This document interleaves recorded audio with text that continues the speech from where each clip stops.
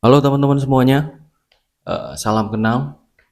Kalian sedang menyaksikan channel Kode Bola, di mana ini adalah tempat kita berdiskusi tentang pandangan kita terkait masalah dunia sepak bola.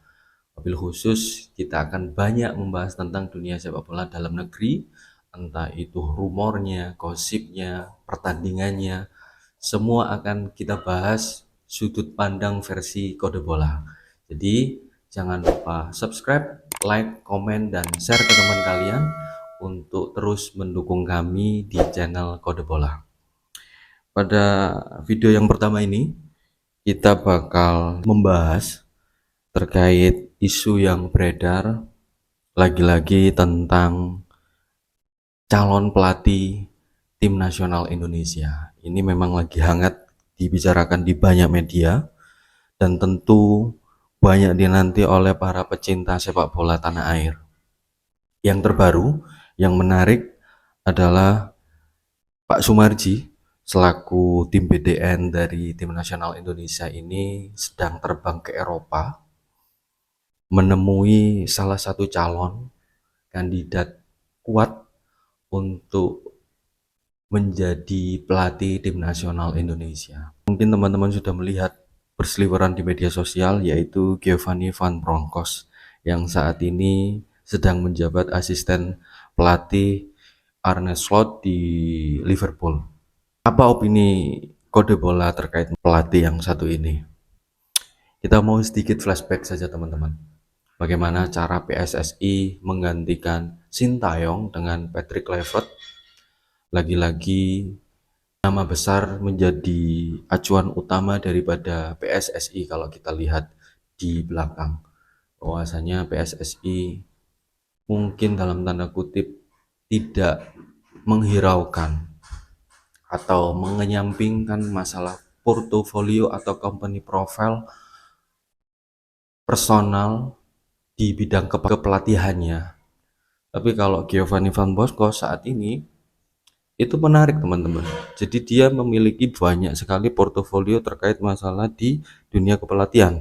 Apalagi saat ini kita tahu Giovanni Van Bronckhorst ini sedang menjabat asisten pelatih di Liverpool. Ini santer diberitakan banyak media baik di Inggris maupun di dalam negeri bahwasannya Giovanni Van Bronckhorst saat ini sedang satu langkah lagi menuju Indonesia. Yang maksud adalah Giovanni Van Bronckhorst sepertinya sudah mau mendekati kata sepakat dengan tim nasional Indonesia. Sudut pandang dari Kode Bola yang ingin kita sampaikan kepada PSSI atau mungkin teman-teman kita ajak berdiskusi di sini adalah kita harap PSSI tidak terburu-buru yang pertama. Jadi karena kita tidak sedang mengejar suatu gelar apapun saat ini, jangka panjangnya turnamen terdekat kita masih Piala AFF, juga Piala Asia yang akan berlangsung di Arab Saudi. Itu di tahun 2027. Untuk FIFA Matchday pun baru akan digelar bulan Maret, itu di tahun 2026. Ini tentu menjadi warning atau garis merah untuk teman-teman PSSI, stakeholder di PSSI, baik pimpinan ketua PSSI maupun Exco, agar untuk pemilihan pelatih ke depan ini harus betul-betul mempertimbangkan pengalaman dia sebagai kepelatihan. Jangan lagi mengejar nama besar, karena kita sudah sangat kenyang akan pengalaman yang kemarin. Bahasanya nama besar tidak menjamin akan berjalannya suatu sistem yang diharapkan di dalam suatu tim, entah itu ruang ganti, entah itu isu tentang cara komunikasi dan lain sebagainya. Toh ternyata semakin kesini isu-isu tersebut betul-betul terabaikan atau terbantahkan teman-teman. Untuk Giovanni Van Bronckhorst memang menarik CV profilnya. Dia banyak menangani klub-klub ataupun asisten pelatih di tim-tim besar. Tapi poinnya, kalau kita mau Lebih spesifik lagi, yang kita butuhkan adalah pelatih-pelatih yang memahami kultur sepak bola Asia. Banyak sekali contohnya pelatih-pelatih top dunia, tapi di saat diberikan tanggung jawab untuk mengasuh tim nasional Asia, itu tidak berhasil dengan baik. Contoh yang terbaru kemarin adalah Roberto Mancini. Kita tahu Roberto Mancini kurang apa di dunia kepelatihan, menjuarai Premier League, kemudian bersama Italia luar biasanya, tim nasional Italia pada waktu itu. Tapi di tangan Roberto Mancini, Arab Saudi seperti kehilangan jati diri. Meskipun sebenarnya Roberto Mancini di tim nasional Arab Saudi itu mencoba untuk memberikan filosofi di tim nasional Arab Saudi. Tapi di mana filosofi tersebut tidak cocok atau belum pas dengan karakter atau kultur sepak bola Asia, atau bahkan kultur sepak bola filosofi di tim nasional yang dia tangani. Akhirnya Roberto Mancini harus dipecat dan Arab Saudi kembali dilatih oleh pelatih sebelumnya yang berhasil mengalahkan tim nasional Argentina di Piala Dunia Qatar. Seperti itu teman-teman. Dan di tangan pelatih lamanya Arab Saudi ini, saat dipegang dia, karakter Arab Saudinya kembali lagi, permainan dengan fisikal, dengan kecepatan, mengandalkan individu, itu kembali diterapkan oleh coach Renault ini, dan akhirnya berhasil. Meskipun dengan segala kontroversinya, Arab Saudi akhirnya berhasil melenggang ke Piala Dunia tahun 2026 besok di Amerika. Nah, poinnya adalah kita harap PSSI benar-benar banyak belajar baik dari pengalaman pribadi maupun pengalaman di kawasan Asia.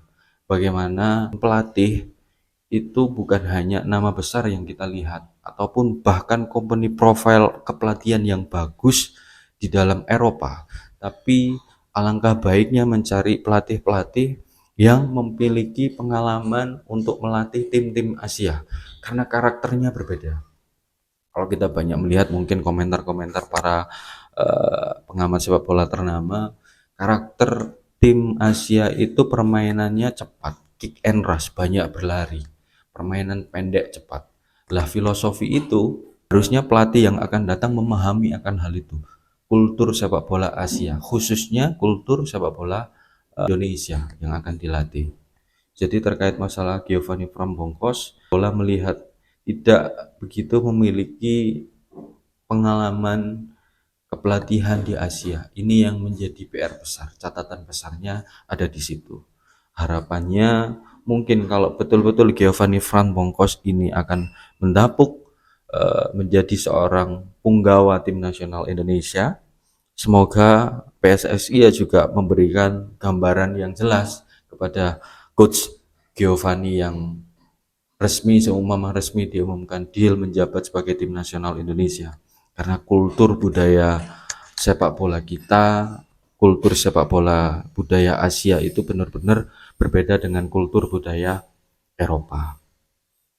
Itu teman-teman, jadi pandangan kita terkait isu daripada rumor yang beredar terkait Coach Giovanni Frambongkos yang akan merapat ke tim nasional Indonesia. Ya, semoga aja yang terbaik untuk tim nasional kita mendapatkan pelatih yang baik, jangan buru-buru, semoga juga bersabar. Ini yang menjadi catatan juga bagi PSSI yang menyuruh kita untuk bersabar. Tolong diingat PSSI bahwasanya kita sudah bersabar dengan proses yang sudah dibangun oleh Sintayong dan kawan-kawan.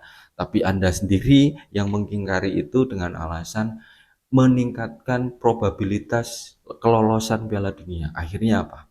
Akhirnya kita nggak lolos. Coach Patrick, bahkan Alex Pastoor di salah satu podcast di Belanda menyampaikan bahwasanya itu hal yang mustahil.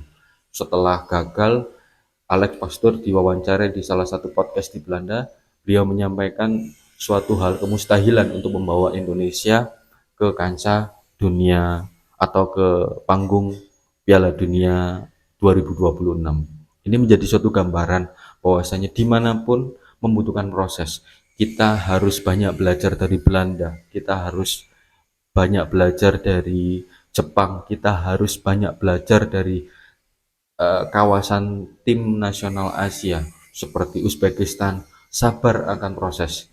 Jadi karena kita masih jauh menghadapi turnamen, alangkah baiknya kita benar-benar cari pelatih yang memahami kultur sepak bola Asia, kemudian mau menerapkan filosofi yang cocok atau merumuskan filosofi yang cocok bagi tim nasional kita. Oke, itu dulu dari kita. Jangan lupa komen, jangan lupa subscribe channel ini untuk terus mendukung kami, like, komen, dan share ke teman-teman kalian. Salam kode bola.